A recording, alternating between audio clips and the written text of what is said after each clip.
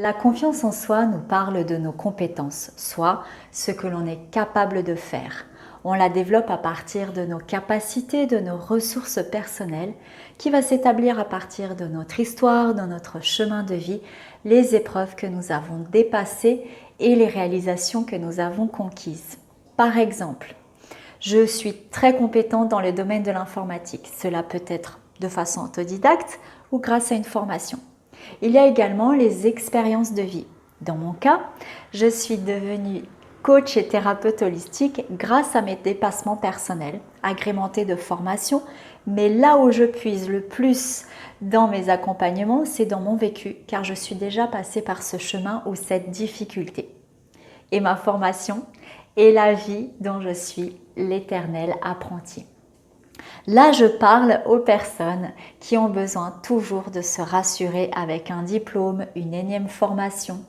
Apprends à valoriser tes compétences innées et ton histoire personnelle. C'est une grande force. Si tu manques de confiance en toi, tu vas te sentir déstabilisé par le regard extérieur.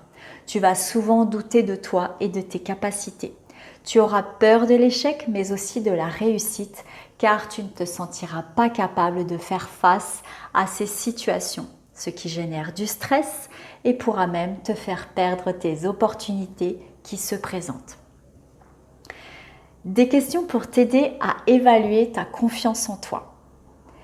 Ai-je les recours nécessaires pour affronter cette situation? Première question.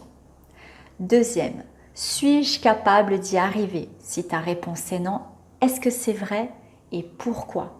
Troisième question, suis-je à la hauteur?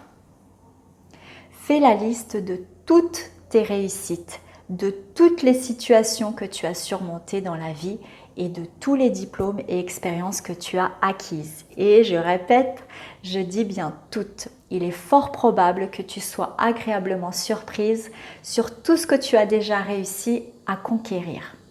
Je souhaite que ce sentiment fasse nourrir en toi la confiance dont tu as besoin pour avancer et entreprendre les actions dont tu as besoin pour évoluer et mener à bien tes projets de vie. Maintenant, on va parler de l'estime de soi. Qu'en est-il?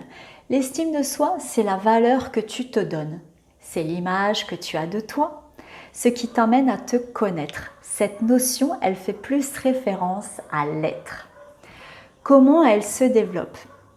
À partir de nos systèmes familiaux, sociaux et de l'éducation. Si on a entendu des phrases telles que « tu es une bonne à rien »,« tu ne vas jamais y arriver »,« tu es ridicule », ou des phrases dites pour rigoler comme « arrête de chanter, il va pleuvoir », elles aussi ont leur poids et vont s'installer sournoisement dans notre inconscient. Cette petite fille qui a entendu ce type de phrase pense qu'elle est tout ceci.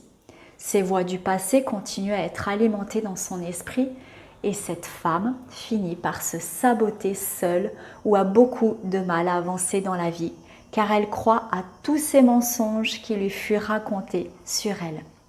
Je vais te lister les conséquences de ce type de phrase. On ne se sent pas digne d'amour, on ne se fait pas confiance, on ne se connaît pas, on a un déséquilibre émotionnel, on se limite souvent, on ne sait pas répondre ou encore moins exposer ses besoins, on se sent mal à l'aise avec les autres en société, on n'entreprend pas ses rêves, on ne se réalise pas en tant qu'être, on risque de se soumettre aux souhaits des autres et on ne se sent pas digne de mériter la joie ainsi que les bonnes expériences de la vie.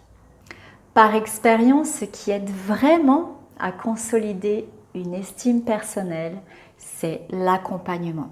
Si tu passes par toutes ces situations, tu as besoin de guérir l'enfant blessé en toi, dénouer les blocages et resignifier les situations de ta vie pour pouvoir les intégrer et te libérer de ce dont tu n'as plus besoin pour avancer vers toi. Tu as tout un potentiel encore endormi qui veut sortir, tout un chemin à vivre. Tu es digne de te faire accompagner et de te réaliser. Cherche un thérapeute ou un professionnel de l'accompagnement avec qui tu te sens en syntonie. Une personne avec qui tu te sens accueilli. Peut-être que tu ne vas pas trouver du premier coup, mais il faut continuer à chercher. Parce qu'apprendre à s'aimer, à s'estimer, ça demande un investissement de soi. C'est un vrai travail en soi. Si tu n'as pas les moyens, cherche des recours gratuits ou des coachings solidaires. Mais je vais te laisser ici une autre réflexion. Apprends à chercher des solutions plutôt qu'à regarder les problèmes. Quelle est la valeur que tu donnes à une bonne auto-estime dans ta vie?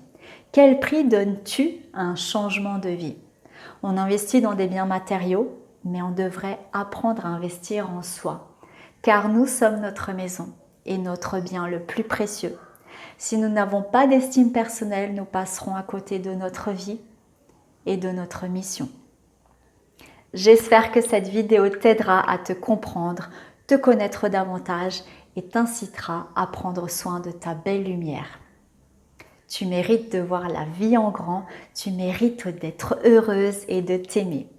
Ton âme en a besoin, le monde t'en remercie.